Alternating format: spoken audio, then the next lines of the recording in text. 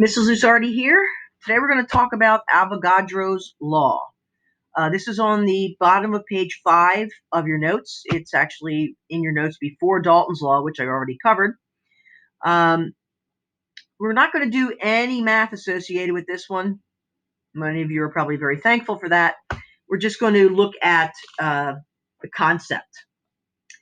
So Avogadro's law relates the amount and volume, the amount in terms of particles / moles, that's how we measure the absolute amount, versus the volume that amount of gas would take up.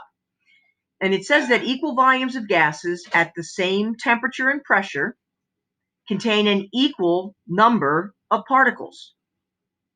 So regardless of the gas,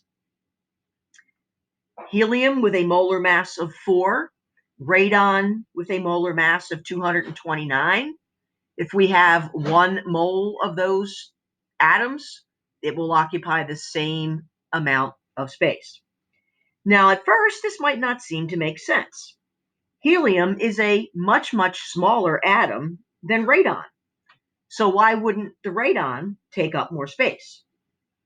Well, if these were liquids or solids, the radon would definitely have a much higher volume. But remember, we're dealing with gases. And a gas is mostly empty space, with the atoms very, very far apart from one another. So in that kind of situation, the size doesn't matter. Size of the atom doesn't matter. It's the number of particles banging around that dictates the volume at a given temperature and pressure. Earlier in the year, when we were doing our mole and Stoich conversions, we used the fact that 1 mole of any gas equals 22.4 liters at STP. That means at standard temperature and pressure, which is 273 K and 1 atmosphere or its equivalents. So in all the problems, I had to say at STP, and people always say, well, what do we do with that? And the answer was nothing. I just have to say that because only at STP is this true.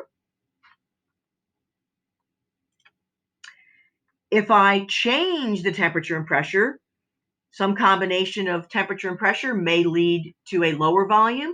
It may lead to a higher volume. The volume that 1 mole occupies will be dictated by the temperature and pressure conditions.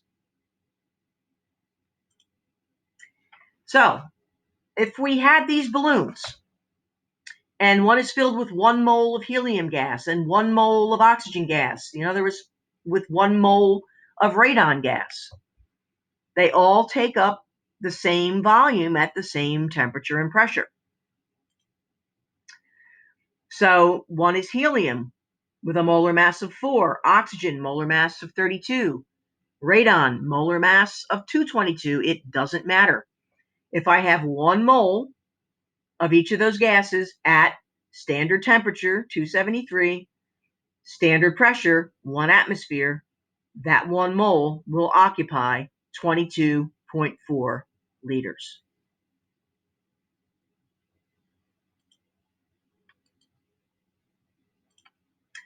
Okay, that's all I have to say about Avogadro's law.